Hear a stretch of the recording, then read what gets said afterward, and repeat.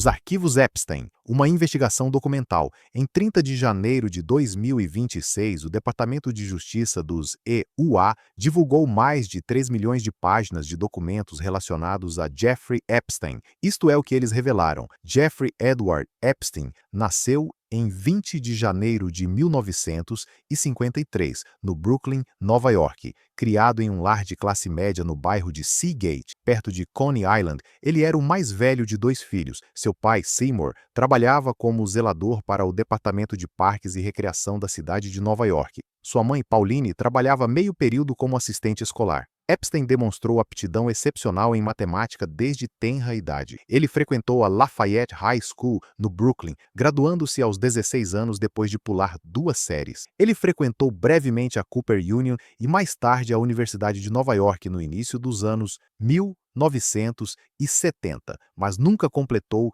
um diploma em nenhuma das instituições. Em 1974, sem diploma universitário, Epstein conseguiu um cargo ensinando cálculo e física na Dalton School, uma escola preparatória de elite no Upper East Side de Manhattan. O cargo foi organizado durante o mandato do diretor Donald Barr. O emprego de Epstein na Dalton durou 2 anos. Ele foi demitido em 1976, pelo que os administradores descreveram posteriormente como baixo desempenho. Durante seu tempo na Dalton, Epstein estabeleceu uma conexão que se revelaria transformadora. Ele deu aulas particulares ao filho de Alan Greenberg, o CEO, do banco de investimentos Bear Stearns. Esse relacionamento levou à entrada de Epstein no setor financeiro. Ele ingressou na Bear Stearns, trabalhando em vários cargos nas divisões bancária e financeira. Na Bear Stearns, a trajetória de Epstein foi marcada tanto pelo avanço quanto pela controvérsia. Em 1980, aos 27 anos, ele foi apresentado na revista Cosmopolitan como solteiro do mês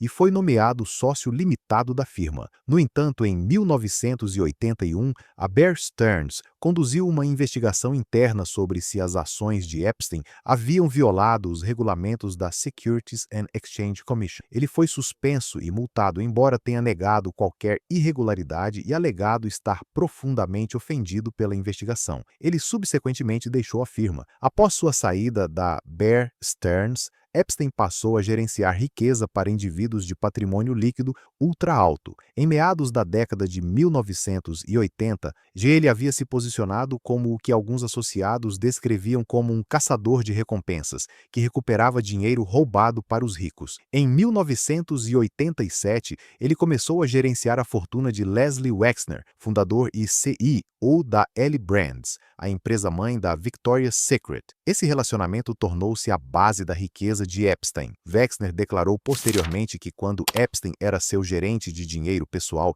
ele estava envolvido em muitos aspectos de sua vida financeira. O sucesso financeiro de Epstein permitiu-lhe adquirir ativos substanciais. Em 1989, Wexner comprou uma mansão de 4.180 metros quadrados na East 71ª Street em Manhattan por 13 milhões de dólares, renovou-a extensivamente e a transferiu para Epstein em 1995. Epstein também adquiriu 2 ilhas privadas nas Ilhas Virgens Americanas, Little St. James, em 1998 por 7,95 milhões de dólares e Great St. James em 2016 por mais de 20 milhões de dólares. Ele mantinha propriedades adicionais em Palm Beach, Flórida e Novo México e operava aviões privados. Através de sua riqueza, Epstein cultivou relacionamentos com figuras proeminentes em política, negócios, ciência e entretenimento. Dos anos 1980 até meados dos anos 2000,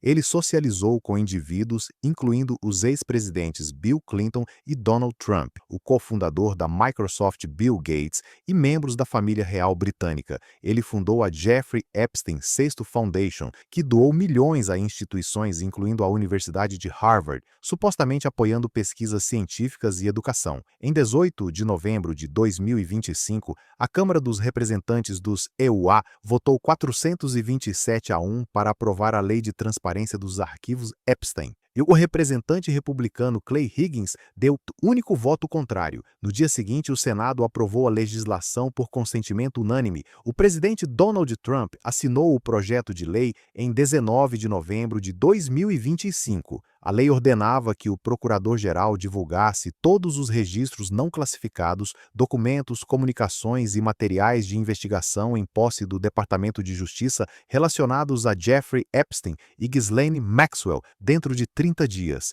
Isso incluía registros de voo, registros de viagem, indivíduos e entidades conectadas às atividades de Epstein, acordos de imunidade, comunicações internas do DOJ e documentação da detenção e morte de Epstein. O propósito declarado da lei era garantir transparência ao povo americano. Ela especificava que nenhum registro poderia ser retido com base em constrangimento, dano à reputação ou sensibilidade política para qualquer funcionário do governo ou figura pública. Exceções limitadas eram permitidas para informações de identificação pessoal de vítimas, investigações em andamento e informações classificadas de segurança nacional. O prazo de 19 de dezembro de 2025 passou sem conformidade total. O Departamento de Justiça divulgou um lote inicial de arquivos nessa data, mas reconheceu que não havia cumprido o requisito legal. Essa falha atraiu críticas bipartidárias de legisladores. O departamento citou o volume de material e a necessidade de proteger as identidades das vítimas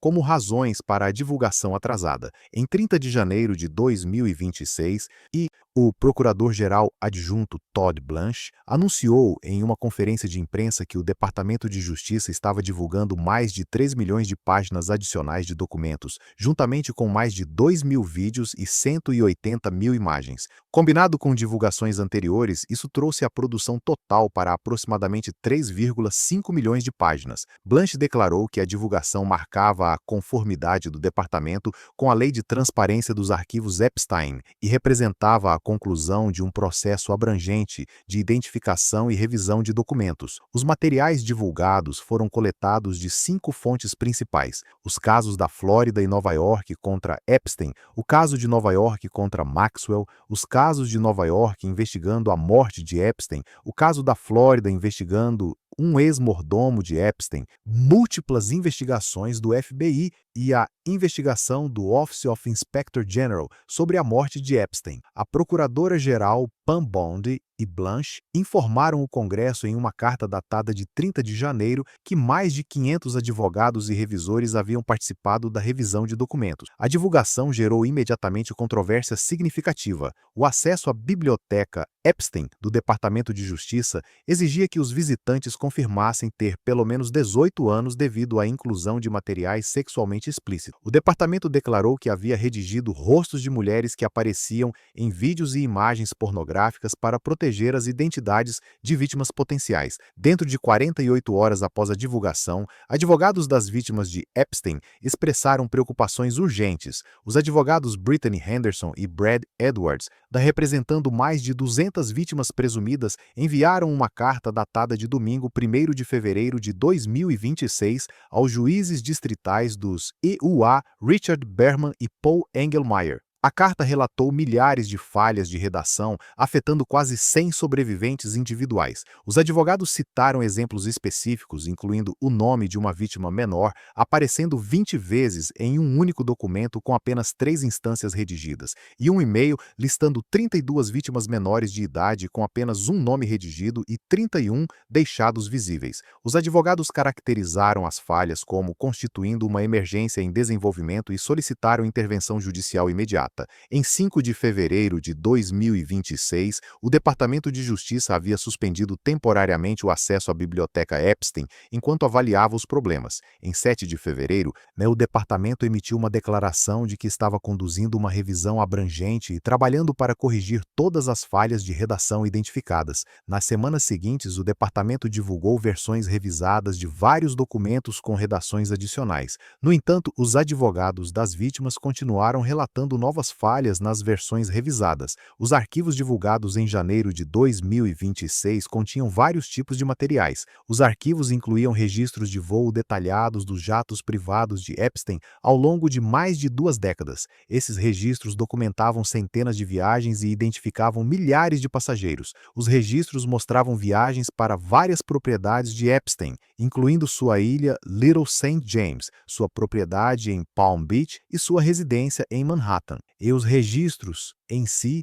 continham informações contextuais limitadas. Eles documentavam nomes, datas e destinos, mas não forneciam informações sobre o propósito das viagens ou o que aconteceu durante o trânsito ou nos destinos. A divulgação incluiu dezenas de milhares de e-mails de várias contas de e-mail de Epstein. Esses e-mails diziam respeito a planejamento, assuntos comerciais, arranjos sociais e correspondência com um amplo espectro de indivíduos. Os e-mails documentavam a coordenação de viagens, gerenciamento de propriedades, atividades filantrópicas e relacionamentos pessoais. Eles também continham comunicação entre Epstein e sua equipe em relação à coordenação de visitas de mulheres e meninas às suas várias propriedades. A divulgação continha registros bancários, transferências eletrônicas, registros de pagamento e outros documentos financeiros. Esses materiais documentavam a complexidade e estrutura das operações financeiras de Epstein, incluindo o uso de entidades offshore e estruturas corporativas. Os registros financeiros mostravam pagamentos a centenas de indivíduos ao longo de muitos anos. Alguns desses pagamentos eram para serviços legítimos, como gerenciamento de propriedades, autorizações de voo e serviços profissionais. Outros pagamentos careciam de justificativa comercial documentada. Os arquivos continham transcrições de milhares de entrevistas conduzidas por investigadores federais com testemunhas, vítimas, funcionários e pessoal. Essas transcrições forneciam relatos de observações do comportamento de Epstein, as operações em suas várias propriedades e a natureza de sua rede social. As transcrições também documentavam os desafios que os investigadores enfrentavam. Muitas testemunhas forneceram declarações limitadas ou inconsistentes. Algumas se recusaram a cooperar, outras forneceram informações apenas sob garantias de imunidade ou outras proteções legais. A divulgação incluiu relatórios de investigadores do FBI, promotores federais e outras agências de aplicação da lei. Esses relatórios documentavam o desenvolvimento das investigações contra Epstein, desde as acusações iniciais de Palm Beach em 2005 até as acusações federais em Nova York em 2019. Os relatórios mostravam os desafios que os investigadores enfrentavam ao documentar crimes cometidos décadas antes e ao obter cooperação das vítimas. Eles também documentavam dificuldades em obter declarações de testemunhas no círculo social de Epstein. A divulgação incluiu mais de 180 mil fotografias e mais de 2 mil vídeos apreendidos de várias propriedades de Epstein. Esses materiais documentavam tanto cenas mundanas quanto conteúdo sexualmente explícito. Muitas das fotografias mostravam Epstein com várias pessoas em eventos sociais, festas e reuniões. Os vídeos incluíam tanto material de vigilância das propriedades de Epstein quanto outro material gravado. O Departamento de Justiça declarou que havia redigido rostos de mulheres em materiais sexualmente explícitos. No entanto, as falhas de redação identificadas na divulgação inicial minaram a confiança na minuciosidade desse processo. A divulgação de janeiro de 2026 permitiu uma análise sistemática da rede social e profissional de Epstein. Os registros de voo, correspondência por e-mail, transações financeiras e fotografias forneceram juntos um registro documentado de centenas de indivíduos conectados a Epstein em vários momentos e em diversos graus. As conexões variaram significativamente em natureza e extensão. Alguns indivíduos apareceram uma vez nos arquivos, registrados como conhecidos casuais em eventos sociais ou através de cartas de relacionamentos comerciais. Outros apareceram centenas de vezes ao longo de anos ou décadas em múltiplos tipos de registros. Algumas conexões eram exclusivamente profissionais, advogados representando Epstein, consultores financeiros gerenciando seus ativos, gerentes de propriedades supervisionando suas propriedades. Outras conexões eram de natureza social, indivíduos que compareceram a eventos organizados ou frequentados por Epstein. De alguns indivíduos apareceram em registros apenas antes da declaração de culpa de Epstein em 2008 e do subsequente registro como criminoso sexual. Outros mantiveram contato após a condenação, documentado através de e-mails, registros de voo e fotografias datadas entre 2010 e 2019. Os arquivos documentavam relacionamentos sustentados entre Epstein e várias pessoas proeminentes ao longo de anos. William Clinton, Os registros de voo documentavam que o ex-presidente Clinton viajou pelo menos 26 vezes nos aviões de Epstein entre 2001 e 2003. Essas viagens incluíram viagens internacionais para a África, Europa e Ásia, frequentemente conectadas com assuntos da Fundação Clinton. Os arquivos também continham correspondência por e-mail entre a equipe de Epstein em relação à coordenação de viagens e logística de Clinton. The Donald Trump. Os arquivos documentavam a presença de Epstein em eventos no Mar-a-Lago Club nos anos 1990 e início dos anos 2000. Os registros continham fotografias de Trump e Epstein juntos em eventos sociais. Os arquivos também continham uma declaração de 2016, na qual Trump declarou ter encerrado o relacionamento com Epstein há cerca de 15 anos depois que surgiu uma disputa sobre imóveis. Bill Gates. Os arquivos documentavam várias reuniões entre Gates e Epstein entre 2011 e 2014. Os registros de e-mail mostravam que Epstein arranjava reuniões com Gates sobre filantropia e assuntos comerciais. Os registros também documentavam viagens de Epstein à residência de Gates e visitas de Gates a Epstein, em Manhattan. Príncipe Andrew. Os arquivos incluíam fotografias mostrando o príncipe Andrew em várias propriedades de Epstein, e registros de voo documentando várias viagens nos aviões de Epstein. Os registros também incluíam correspondência entre a equipe de Epstein em relação à coordenação das visitas do príncipe Andrew. Instituições acadêmicas. Os arquivos documentavam as visitas de Epstein a várias universidades, incluindo Harvard, MIT e Stanford. Os registros mostravam doações a essas instituições e correspondência com membros do corpo docente e administradores. Os registros também documentavam que Epstein continuou tendo acesso a instituições acadêmicas após sua condenação em 2008. A presença de uma conexão documentada com Epstein não implicava conhecimento ou participação em conduta criminal. Os arquivos documentavam relacionamentos sociais, profissionais e filantrópicos. Eles não necessariamente documentavam conhecimento ou participação nas atividades criminais de Epstein. Alguns indivíduos foram entrevistados como testemunhas em investigações e forneceram informações sobre suas interações com Epstein. Outros apareceram apenas em registros sem interrogatório ou depoimento documentado. A divulgação de janeiro de 2026 renovou a atenção da mídia sobre pessoas nomeadas nos arquivos. Essa atenção resultou, em alguns casos, em declarações públicas esclarecendo ou minimizando a extensão dos relacionamentos com Epstein. A divulgação dos arquivos em janeiro de 2026 provocou respostas de várias instituições nomeadas nos registros. A Universidade de Harvard havia realizado previamente uma revisão interna das conexões de Epstein com a instituição. A revisão, publicada em maio de 2020, documentou que Epstein visitou o Programa de Dinâmica Evolutiva de Harvard mais de 40 vezes entre 2010 e 2018 e manteve acesso a escritórios. A revisão documentou que membros do corpo docente haviam aceitado doações de Epstein e mantido interações acadêmicas com ele após sua condenação em 2008. A revisão também documentou que funcionários superiores da universidade haviam deliberadamente decidido não aceitar doações de Epstein após a condenação, mas não haviam comunicado efetivamente essa decisão a todos os membros do corpo docente. A divulgação de janeiro de 2026 complementou essa revisão interna com detalhes adicionais sobre as visitas de Epstein e correspondência com membros do corpo docente de Harvard. A divulgação resultou em renovadas demandas por maior responsabilidade, mas não resultou em novas ações institucionais. O MIT também havia conduzido uma investigação interna das conexões de Epstein. A investigação, publicada em janeiro de 2020,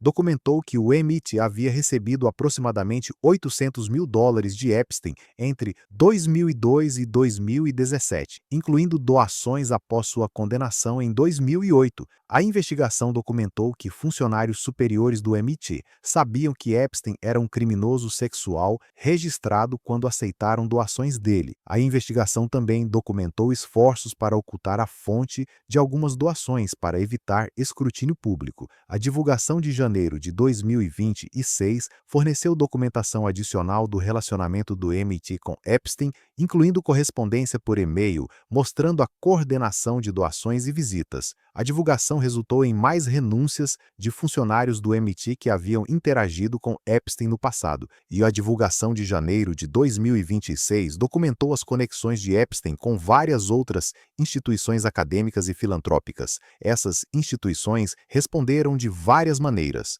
Algumas emitiram declarações reconhecendo seu conhecimento anterior da condenação criminal de Epstein e sua decisão de encerrar o relacionamento. Outras emitiram declarações esclarecendo que as conexões com Epstein foram antes de sua condenação ou que a extensão do relacionamento foi mínima. Algumas instituições anunciaram novas políticas em relação à aceitação de doações de pessoas com condenações criminais. Outras anunciaram processos de due diligence aprimorados para doadores. Os arquivos divulgados em janeiro de 2026 continham documentação abrangente das falhas na aplicação da lei em relação a Epstein, e o Departamento de Polícia de Palm Beach começou a investigar alegações em 2005 de que Epstein havia abusado de meninas menores de idade para atos sexuais. A investigação, liderada pelo detetive Joseph Recarey, identificou dezenas de vítimas potenciais e reuniu evidências extensas. O escritório do promotor do condado de Palm Beach revisou as evidências e concluiu que havia causa provável para acusar Epstein de múltiplos crimes graves. No entanto, o promotor Barry Krischer encaminhou o caso a um grande júri. Em julho de 2006, o grande júri acusou Epstein de uma única acusação de manter uma casa de prostituição. Essa acusação era significativamente menos grave do que as evidências pareciam apoiar. O detetive Recarey e outros investigadores expressaram publicamente frustração com a decisão. Depois que o grande júri de Palm Beach retornou apenas uma acusação, o FBI iniciou uma investigação federal. Investigadores federais identificaram vítimas adicionais e reuniram evidências indicando violações das leis federais contra o tráfico de crianças. Promotores federais no Distrito Sul da Flórida prepararam um projeto de acusação federal documentando múltiplas acusações graves, incluindo recrutar menores de idade para prostituição e transporte interestadual de menores de idade para o propósito de atividade sexual ilegal. No entanto, em vez de apresentar essa acusação, os promotores federais negociaram um acordo de não acusação com os advogados de Epstein. Esse acordo permitiu que Epstein se declarasse culpado de uma única acusação de prostituição estadual. O acordo de não acusação de setembro de 2007 ofereceu benefícios significativos a Epstein. O acordo impedia acusações federais contra Epstein. Também concedeu imunidade de acusação federal para todos os co-conspiradores potenciais nomeados. O acordo limitou a sentença de prisão de Epstein a já prescrita por sua declaração de culpa estadual. Em troca, Epstein se declarou culpado de uma acusação de manter uma casa de prostituição e uma acusação de procurar uma pessoa menor de 18 anos para prostituição. Ele recebeu uma sentença de prisão de 18 meses para cumprir em uma cadeia do condado, com privilégios de liberação para trabalho, permitindo que ele deixasse a cadeia por 12 horas por dia, 6 dias por semana. Epstein cumpriu 13 meses de sua sentença e foi libertado em julho de 2009. O acordo foi negociado sem notificação ou consulta às vítimas. Isso violou a Lei de Direitos das Vítimas de Crimes, uma lei federal que garante às vítimas o direito de serem informadas sobre procedimentos judiciais e participar de etapas críticas do processo criminal. Duas vítimas, representadas pelos advogados Brad Edwards e Paul Cassell, entraram com uma ação judicial em 2008 alegando que a falta de notificação violou seus direitos legais. O caso continuou por mais de uma década, passando por vários desafios legais. Em fevereiro de 2019, o juiz distrital dos EUA, Kenneth Maha, decidiu que os promotores federais haviam violado a Lei de Direitos das Vítimas de Crimes ao não notificar as vítimas sobre o acordo de não acusação. No entanto, o tribunal não concedeu remédios que teriam anulado o acordo. E os arquivos divulgados em janeiro de 2026 continham documentação de discussões internas entre promotores federais sobre o acordo de não acusação. E-mails e memorandos mostravam que alguns promotores expressaram preocupações sobre a indulgência do acordo. Os arquivos também documentavam que funcionários superiores do Departamento de Justiça aprovaram o acordo depois que os advogados de Epstein destacaram os desafios potenciais de levar o caso a julgamento. Esses desafios incluíam a disposição das vítimas de testemunhar e a antiguidade das acusações. O Escritório de Responsabilidade Profissional do Departamento de Justiça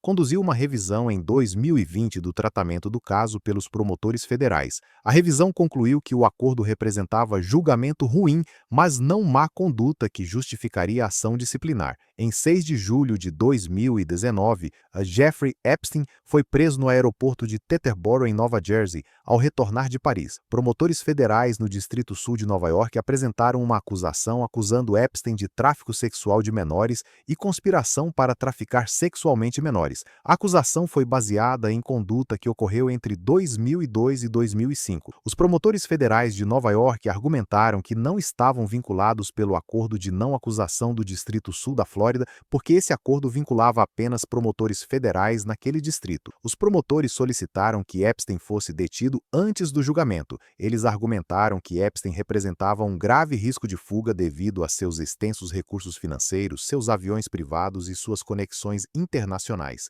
Eles também argumentaram que Epstein representava um perigo para a comunidade. Os advogados de Epstein solicitaram liberação sob condições rigorosas, incluindo prisão domiciliar em sua residência em Manhattan, monitoramento eletrônico e pagamento de uma fiança substancial. Em 18 de julho de 2019, o juiz distrital dos EUA, Richard Berman, decidiu deter Epstein antes do julgamento. O tribunal constatou que Epstein representava tanto um risco de fuga quanto um perigo para a comunidade. Epstein foi encarcerado no Metropolitan Correctional Center, MCC, em Manhattan. O MCC é uma instalação de detenção federal que fornece detenção pré-julgamento para réus federais no Distrito Sul de Nova York. Durante seu encarceramento, Epstein foi alojado na Unidade de Habitação Especial, esse HU, do MCC. Esta unidade é usada para detentos classificados como de alto risco, seja devido ao risco de fuga, à natureza de suas acusações ou preocupações de segurança.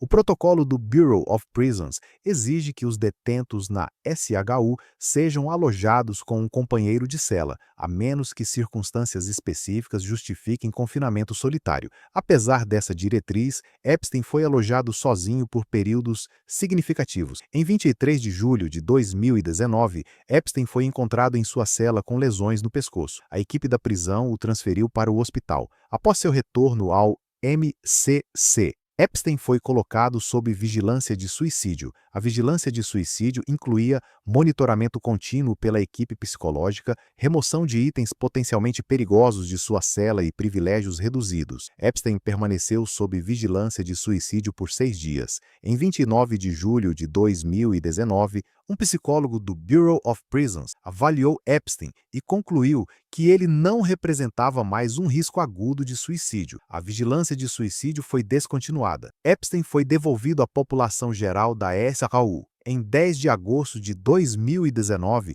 por volta das 6h30 da manhã, Epstein foi encontrado inconsciente em sua cela. A equipe da prisão tentou medidas de ressuscitação. Epstein foi transferido para um hospital local onde foi declarado morto. O médico legista da cidade de Nova York determinou que a morte de Epstein foi um suicídio por enforcamento. O relatório da investigação documentou múltiplas fraturas no pescoço de Epstein, incluindo o osso hioide. Essas lesões eram consistentes com enforcamento, embora lesões semelhantes também possam ocorrer com estrangulamento.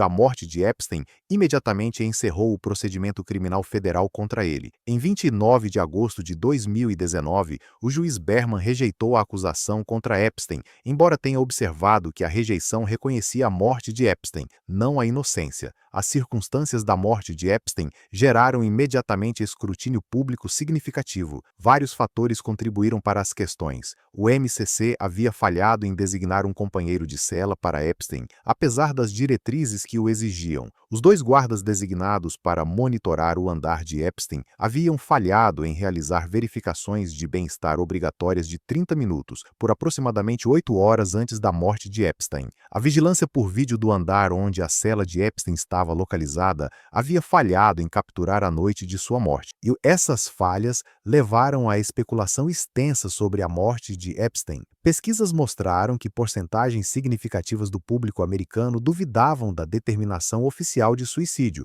O escritório do Inspetor-Geral do Departamento de Justiça, o ISH, conduziu uma investigação abrangente da morte de Epstein. A investigação, publicada em junho de 2023, documentou múltiplas falhas. Falha na designação de companheiros de cela. O MCC havia falhado em designar um companheiro de cela para Epstein, apesar de diretrizes escritas da equipe psicológica da prisão. A investigação documentou que escassez de pessoal e falhas administrativas contribuíram para essa violação da política. Falha nas verificações de bem-estar. Os dois guardas designados para monitorar o andar de Epstein não haviam realizado as verificações de bem-estar exigidas por aproximadamente 8 horas. A investigação documentou que os guardas realizaram outras atividades durante esse tempo, incluindo navegar na internet e fazer compras online. Falha de vigilância por vídeo. O sistema de vigilância por vídeo do MCC havia falhado em capturar o andar onde a cela de Epstein estava localizada. A investigação constatou que problemas técnicos e mau funcionamento do equipamento contribuíram para essa falha. Falhas de comunicação. A investigação documentou que a equipe psicológica e os supervisores de habitação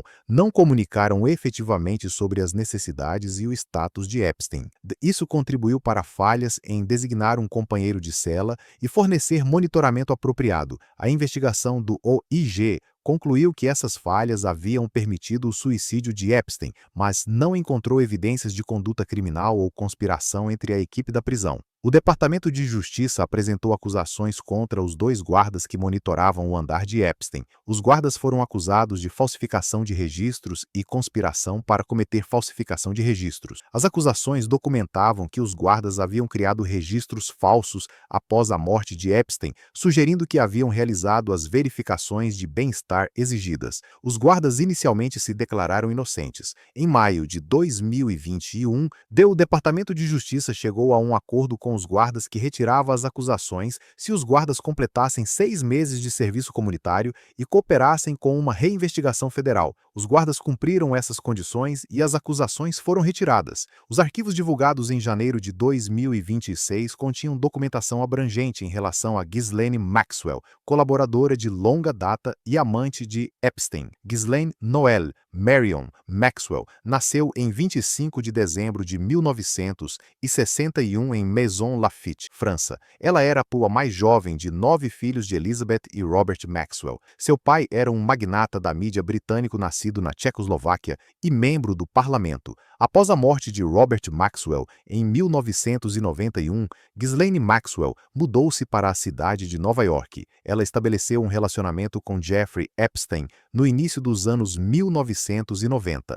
A natureza desse relacionamento evoluiu ao longo do tempo de envolvimento romântico para parceria comercial. Os arquivos divulgados em janeiro de 2026 documentavam o envolvimento extenso de Maxwell nas atividades de Epstein. Recrutamento, depoimentos de testemunhas e evidências documentárias mostravam que Maxwell recrutava mulheres jovens e meninas para Epstein. Ela identificava vítimas potenciais, estabelecia contatos iniciais e fomentava o desenvolvimento de relacionamentos. Facilitação. Maxwell organizava viagens, gerenciava horários e coordenava logística para as atividades de Epstein em múltiplas propriedades. Registros de e-mail documentavam seu papel em organizar visitas de mulheres e meninas às várias residências de Epstein. Participação. Várias vítimas declararam que Maxwell participou diretamente do abuso sexual. Esses depoimentos descreviam Maxwell tanto como facilitadora quanto participante no abuso. Gestão. Maxwell gerenciava a equipe doméstica nas várias propriedades de Epstein. Ela recrutava, treinava e supervisionava a equipe que apoiava as operações de Epstein. Em 2 de julho de 2020, Ghislaine Maxwell foi presa em Bradford, New Hampshire. Promotores federais no Distrito Sul de Nova York apresentaram uma acusação acusando Maxwell de participação no recrutamento, preparação e abuso sexual de meninas menores, de idade para Jeffrey Epstein. A acusação incluía 6 acusações. 1. Conspiração para atrair menores de idade a viajar para se envolver em atos sexuais ilegais. 2. Atrair um menor de idade a viajar para se envolver em atos sexuais ilegais. 3. De conspiração para transportar menores de idade com a intenção de se envolver em atividade sexual criminal. 4. Transportar um menor de idade com a intenção de se envolver em atividade sexual criminal. 5. Conspiração para cometer tráfico sexual de menores. 6. Tráfico sexual de menores. Uma acusação substitutiva, apresentada em março de 2021, adicionou 2 acusações de perjúrio relacionadas a declarações que Maxwell havia feito em uma deposição civil de 2016. Maxwell foi detida antes do julgamento. Ela foi inicialmente alojada no Centro de Detenção Metropolitano no Brooklyn. Seus advogados apresentaram múltiplas moções de fiança argumentando que as condições de detenção eram muito severas e que Maxwell não representava um risco de fuga. Todas as moções de fiança foram negadas.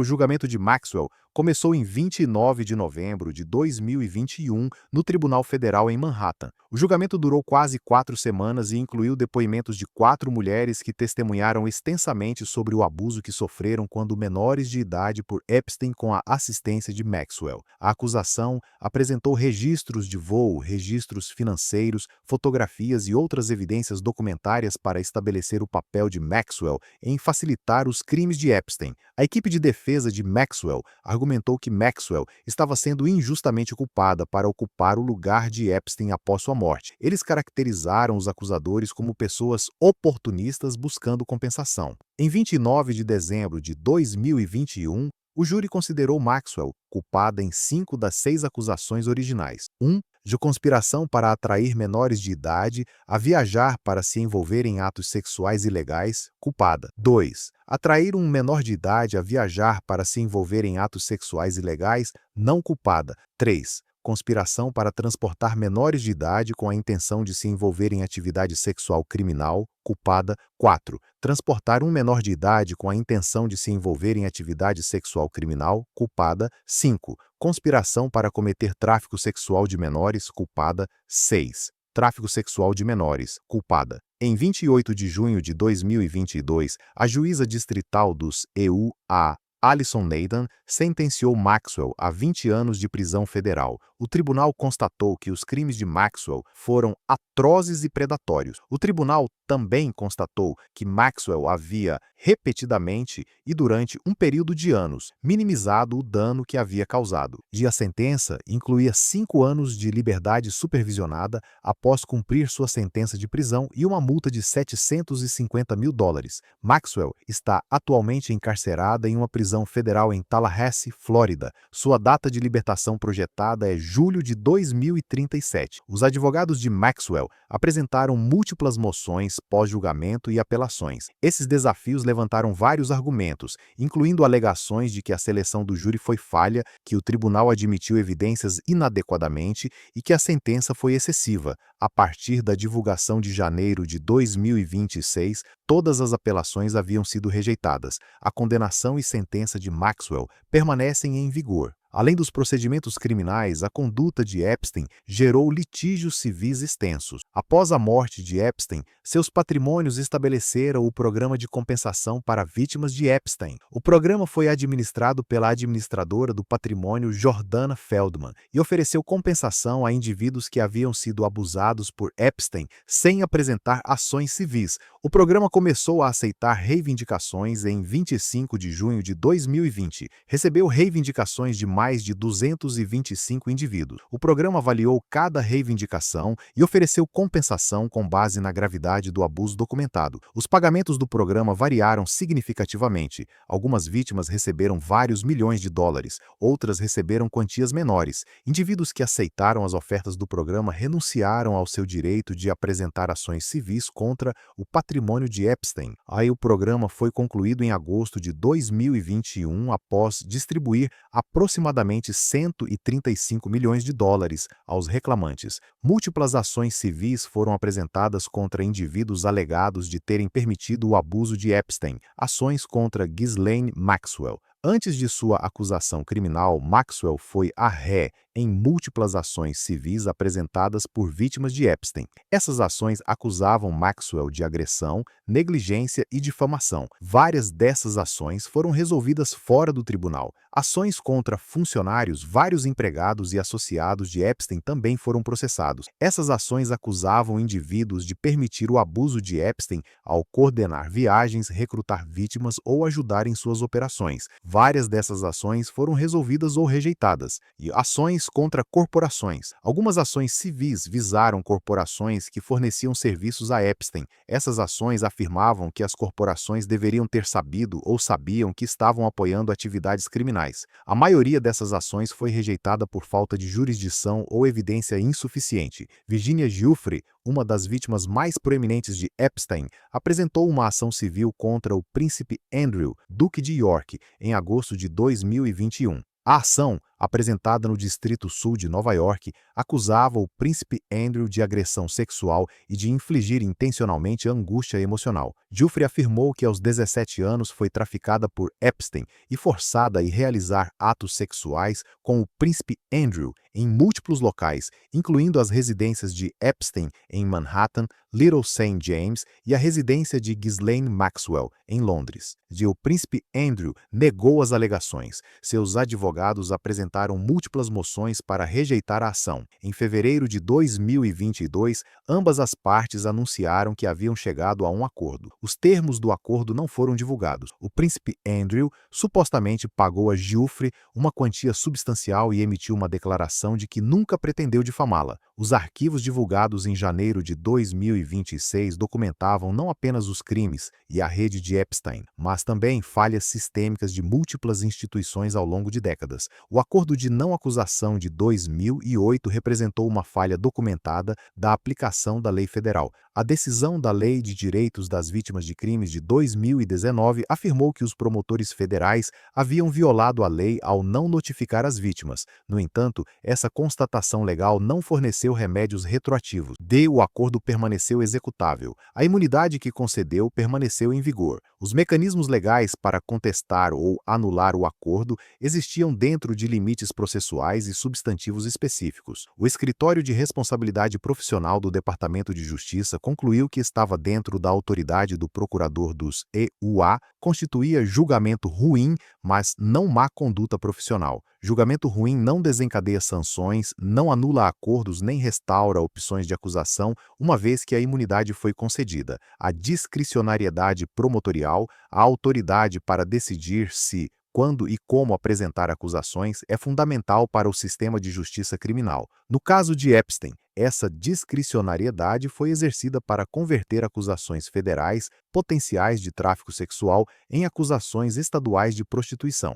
O acordo foi negociado ao longo de meses, revisado por supervisores e assinado por funcionários autorizados. Em cada estágio, a discricionariedade estreitou o escopo das consequências. Limites jurisdicionais restringiram ainda mais a responsabilidade. O acordo de 2008 vinculava apenas o Distrito Sul da Flórida, não o Distrito Sul de Nova York. Essa limitação permitiu que promotores federais de Nova York apresentassem acusações em 2019. No entanto, essa fragmentação jurisdicional significava que conduta e relacionamentos documentados em múltiplos estados foram avaliados separadamente por diferentes escritórios sob diferentes mandatos e cronogramas. A revisão interna de Harvard documentou que funcionários superiores deliberadamente decidiram não aceitar doações de Epstein após sua condenação. E a revisão também documentou que Epstein visitou o Programa de Dinâmica Evolutiva de Harvard mais de 40 vezes entre 2010 e 2018 e manteve acesso a escritórios. A investigação do MIT revelou que doações foram aceitas após a condenação de Epstein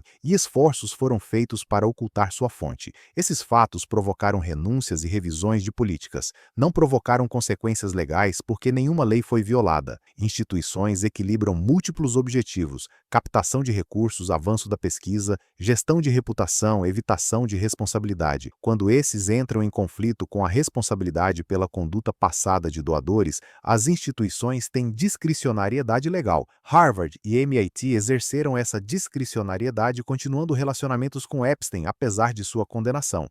Quando os relacionamentos se tornaram públicos, ambos enfrentaram consequências de reputação, não penalidades legais. Esse padrão se estendeu além das universidades. Indivíduos e organizações documentados na divulgação de arquivos de janeiro de 2026 mantiveram contato com Epstein após sua condenação. Correspondência por e-mail, horários de reuniões e registros de viagem mostram associações contínuas nos setores financeiro, tecnológico e filantrópico entre 2008 e 2019. Essas associações não foram criminosas, foram decisões tomadas dentro da discricionariedade legal. A acumulação dessas decisões, cada uma individualmente defensável, cada uma tomada dentro da autoridade institucional, produziu um ambiente no qual um criminoso sexual registrado manteve acesso, posição social e capacidade operacional por mais de uma década.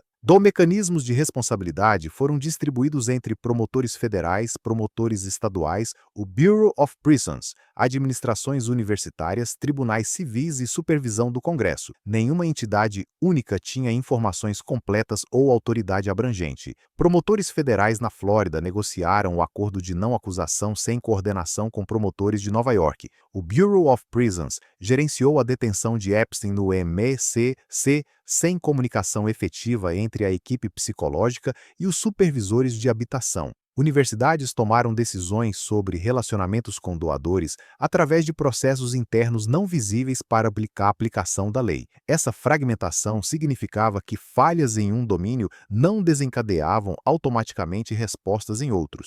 A violação da Lei de Direitos das Vítimas de Crimes em 2008 foi julgada mais de uma década depois e não anulou o acordo. A decisão de Harvard de continuar o acesso ao campus de Epstein não desencadeou revisão federal. A falha do MCC em designar um companheiro de cela para Epstein, apesar de diretrizes escritas, não desencadeou intervenção antes de sua morte. Órgãos de supervisão documentaram essas falhas extensivamente. Os relatórios do OIG, decisões judiciais e revisões institucionais produziram milhares de páginas analisando o que havia ocorrido. Essa documentação descreveu colapsos sistêmicos em detalhes e recomendou mudanças de política. Não pôde restaurar a responsabilidade retroativamente. A investigação de Palm Beach começou em 2005. O acordo federal de não acusação foi assinado em 2007. A ação da Lei de Direitos das Vítimas de Crimes foi apresentada em 2008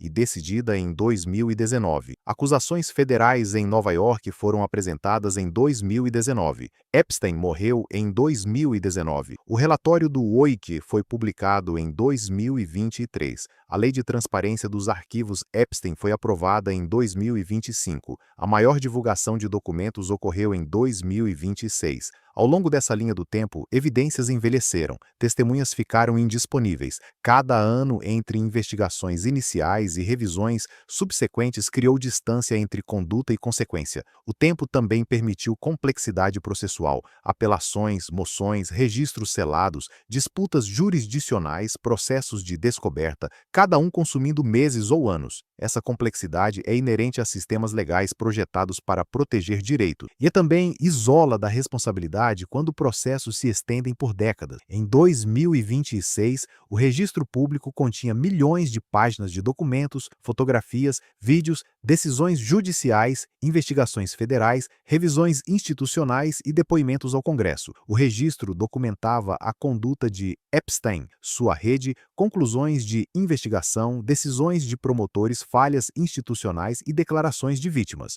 O que o registro não continha era um julgamento. Nenhum júri ouviu depoimento, nenhum veredito foi proferido. O caso criminal terminou com a morte de Epstein. Litígios civis, supervisão do Congresso e revisões institucionais que continuaram operaram em diferentes domínios com diferentes padrões e consequências. Acordos civis forneceram compensação, mas não responsabilidade criminal. Investigações do Congresso produziram depoimentos, mas não acusações. Revisões institucionais desencadearam mudanças de política, mas não acusações. Documentação, investigação e consequências são funções separadas realizadas por entidades separadas sob autoridades separadas. A documentação pode ser abrangente enquanto as consequências permanecem mínimas se as entidades responsáveis pela aplicação não agem ou não podem agir. A morte de Jeffrey Epstein, em 10 de agosto de 2019, encerrou a acusação criminal. O tribunal rejeitou a acusação. O que não se fechou foi o registro. Os arquivos divulgados em 2026, as investigações conduzidas ao longo de 2 décadas e os padrões documentados permanecem parte do registro permanente. Esse registro mostra que a responsabilidade falhou não porque as evidências estavam ausentes, mas porque os sistemas projetados para aplicá-la não funcionaram como pretendido. Mecanismos legais operaram dentro dos parâmetros de design, enquanto excluíam responsabilidade mais ampla. Instituições tomaram decisões dentro da autoridade que permitiram acesso contínuo. Órgãos de supervisão documentaram falhas sem poder corrigi-las retroativamente. Tempo e complexidade processual criaram distância entre conduta e consequência. Essas não foram falhas individuais, mas sistêmicas, não aberrações, mas resultados previsíveis de estruturas operando de acordo com seus próprios incentivos e restrições. O caso de Epstein demonstra que a responsabilidade requer não apenas evidências e investigação, mas coordenação, transparência e mecanismos de aplicação que funcionem através de fronteiras jurisdicionais e institucionais. E a questão que o registro coloca não é o que aconteceu com Jeffrey Epstein. A questão é se os sistemas que falharam em responsabilizá-lo mudaram fundamentalmente ou se os padrões documentados produzirão resultados similares quando confrontados com circunstâncias similares no futuro.